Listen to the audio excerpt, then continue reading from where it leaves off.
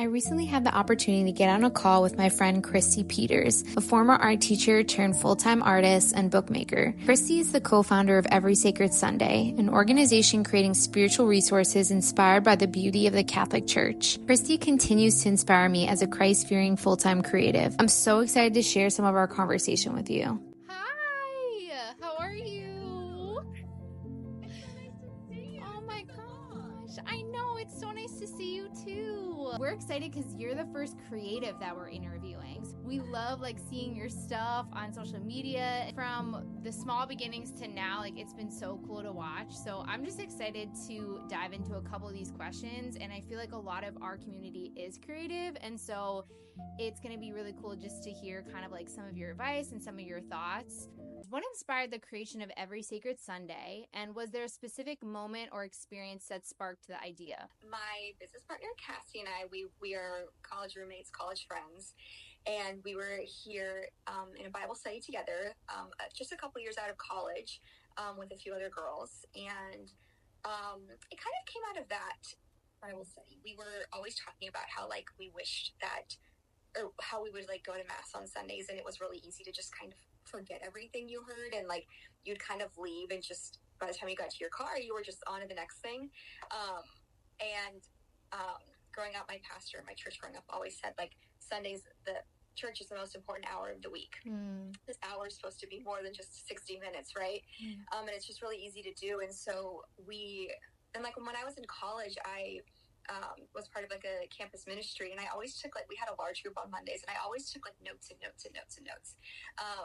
And so, but it's not really as much of a thing in the Catholic Church to take sermon notes. It's a little bit more of a Protestant thing.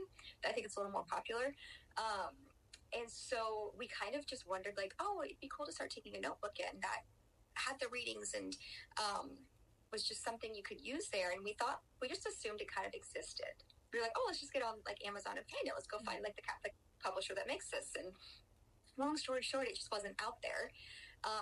And so then we just were kind of I honestly don't know how we jumped to let's just make it. I think some of that was Holy Spirit, because it's such a leap to be oh, we've never done this thing before, let's just do it. Yeah.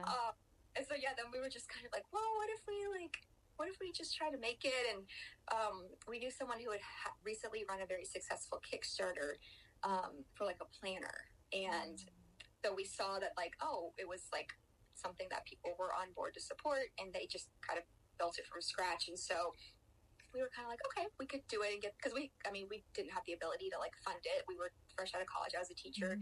Cassie was still in grad school, so it was a way to kind of start a business and bring a concept to life. So, and then we just kind of in 6 months we made a prototype. We were both working full time. We just in the evenings and weekends just worked, and we were just so excited about it. And I think we were both a little frustrated with our careers. We're not frustrated, but we were just kind of a little restless, and so I think we were hungry for a little something more. And so this was really feeding us a lot. And so we just put our heads down. Before work I would work on it, then after work we'd meet up weekends, and we made this prototype and then launched on Kickstarter. I love how you guys both went for it while you were working full time, which is so unique as well, because sometimes we can feel so hindered by that. I think a lot of creatives get stuck there where it's they're in something that's draining them. It's not their passion, and there's so much outside of that, but sometimes we get so tired. And so I love that you guys made the space to pursue this. I'm really glad we stayed at our jobs too, because I think it's really tempting as a creative to feel the only way to be successful is if you make a living off of that creative business or side hustle. And it's it's a lot of pressure to put on your creative thing, especially in the beginning. And so I feel that's something I always caution people to be and you can run a very successful creative business and not make all your income off. It can be very successful as a side thing that. The measure, the way we measure, it's just funny. It's people feel to reach that, it's I have to be making my entire income off of this thing, and it's no, it can be very, very successful. Yeah. And it actually is a lot of pressure, especially on a creative thing. I feel that can really kind of grind you down too if you're not careful. Okay, so as a creative, you already started sharing, but as a creative, how have you learned to trust your instincts and your craft, especially when creating something as personal as a faith-based tools like you have? Because it's you have to be very humble but you have to be really confident too. Like there has to be a point where you're like, no, this is like the move, because you can like, my spiritual director gave me like the steps for discernment one time, because I was like, I was discerning something, and I loved it. It was like really formulaic, and it broke down like 5 steps to discerning, and like the last step of discerning was to stop discerning and to make the decision, and to then like act, and then you could reevaluate if like but you had to do your best to pray, use your own reasoning, your own gift of reasoning, pray on it to then like get to a point, but then to stay in this like circle of discerning, like you never act. And so the point was like you did the best that you could as like a human being with like limits, and then like you just pray and you release it to God, and then you move forward. And that has like, I think about that so many times of like when you're in like analysis paralysis and you want to like let me research a little bit more, let me ask a few more people, like, but if you lead your business, like you've got to be like that leader if you're in that position where you have to make decisions. And I'm not like a super decisive person, so I feel like sometimes like I have to tell myself, okay, like discernment on this specific thing, whatever it is, has to end, and I have to like then act. And then if it wasn't the right call, which will happen, first time, it's not the end of the world. Like you're good, like you'll be okay. and like that's when you come back and like you'll learn so much if you made the wrong call, and you just come back and then you adjust, and you do that, and like it's such a muscle, right? You start to build that, and it will strengthen. Your instincts get better, and now I am faster on things. Like if my instincts are more in place, it leads you into a deeper place of like trust and mercy for like yourself and for others. I was so terrified in the beginning of messing up and like doing the wrong thing publicly. And I don't know if that ever goes away, but I feel like that has become a little more like, now I'm just like, of course we're gonna mess up. Like, of course, like it's just a little more like of I think I'm maturing in the role, and it just like a real sense of like, thank goodness, like we have a God that is just like, he's such a gentle father and so like loving, and I feel like the way he looks at me is like a lot more tender than I sometimes do about myself in those moments. I remember when Becca and Nicole approached me to kind of help them on their team, and I think like there was always a creative like part in me. I mean, we're all creative in a sense, but I never trusted it. And when I first started helping them, I was so nervous, like you said, like to mess up. Like there's just a point where you have to trust like yourself and trust the creativity God has given you. And it's just practice. Like everything is like, creativity is such a when I don't draw or paint for a while, I'm so rusty. I sit down and I'm like, I have no talent. Like what am I doing? You know what I mean? It's like everything is practice. Like trusting in God is practice. Like it is a thing you repeat and you grow, and it just all of it is it cracks me up sometimes how many times it takes me to learn. You know, and like I do it and I'm like, oh yeah, like why did I like think everything was going to come crashing down because of this one thing that happened? And then like the next morning the sun's out and everything's okay, and I'm like, why did I do that? Like why? I love what you said, that trusting God is a practice, and that kind of ties into our next question, which is, what does the creative process look like for you? And how do you stay authentic and inspired in your approach to design the content that you do? Right now, like what normally I would do to stay like really fed creatively, I feel like it's just a lot of curiosity. Like we're like I feel like as a creative, a lot of us just tend to have this like natural curiosity about the world, about things, about people. So I feel like just like newness and kind of like getting out of like breaking my routine always really helps. Prayer always really helps. It just, I mean, helps everything. Like people that it's just like a base level to like operating as just anyone, and then I feel like as a creative too.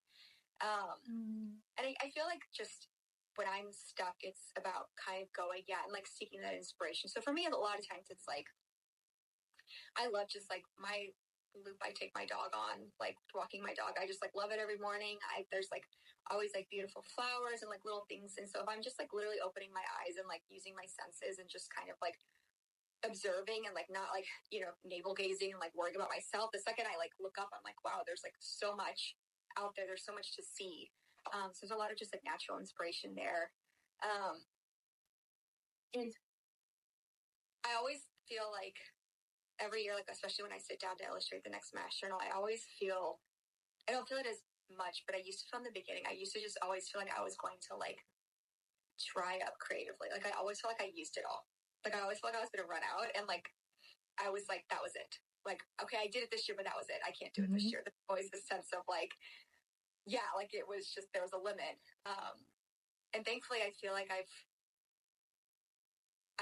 understand a little bit more that like inspiration, like it is endless. Just like God is infinite. So like, I feel like the inspiration I could find with like, so I feel like that sits a little different with me now. Like I know that there is always inspiration somewhere.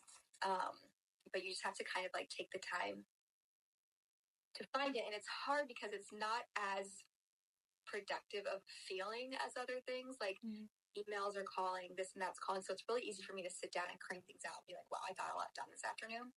And sometimes like stopping and going on my nature walk or some like inspiration seeking feels so like, it's hard to fight against like that machine of like feeling like, no, I need to like be producing in some really obvious way.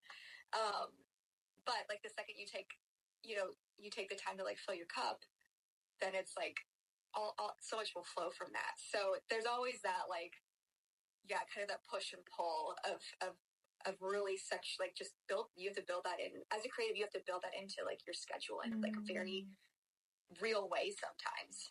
How do you as a creative measure success? It's kind of two buckets. There are things that like I need to pay attention to things that do sell well. I'm running a business. I can't just put something out and be like, I feel great about it. And then if it doesn't sell, what are we doing? So like, I need to pay attention to my audience, my market, my brand, the things that work well within that. But then also like as a creative, like if I loved something and it was something that was on my mind and I was like, I kept coming back to the idea and I put it out there and it doesn't do well, like that's okay. That wasn't like, I mean, it's great if it does well and it resonates with people, but like I got a lot of satisfaction out of that. Also, like if the idea is floating around your head, it's good to get it down. Like I feel like as a creative, you need to like build the habit of like following through on inspiration too. What advice would you give to women specifically who feel called to start something faith-based, but they might feel like overwhelmed or they don't know where to begin, and maybe like specifically in the creative space as well? There's so much opportunity right now. I just feel like it has like especially for women, especially for creatives, and especially for like faith-based small businesses and whatnot. I remember when I was like an art major in college, I remember it was just kind of like you needed to get your work in a gallery and they're going to take like 60% of your sales. I mean, it was just such a different world, and the way it is just like the gates have just opened of opportunity. Don't be discouraged. Like there's so much out there. There's so many resources now. You know, I didn't have a business or entrepreneurship background or whatever, so a lot of listening to podcasts. I've taken little workshops. Like I've done a lot of things to just start learning. If you can, don't do it alone. Like my business partner is just like, I'm so thankful for her for so many reasons. Like it's the good moments and the bad moments. It's so good to have someone with you on stuff. There are a lot of like practicals to it, but then as just like your spirit and just like having someone there, I'm just so grateful for that. As long as you are praying and listening to the Holy Spirit, you will be like led towards like goodness. Because if your business is successful, like that's amazing. Even if you like you try the idea and it's not successful in the way you thought, like there will still be so much fruit. You're going to learn something. You're going to be taken to like a deeper place of trust. You're going to be, you just don't know. So I feel like if you're seeking God, trusting God, like loving God in any part of it, then like you will be like provided for, but not maybe in the way like you would think necessarily. God will take care of you, like if you're seeking Him in anything, and then especially within business as well. Thank you so much for answering all these. I know you're someone that has always inspired me, and I know that some of these answers are really going to just inspire like women that follow us and our community. So I'm really excited to share it, and just like thank you for taking time to answer all the questions.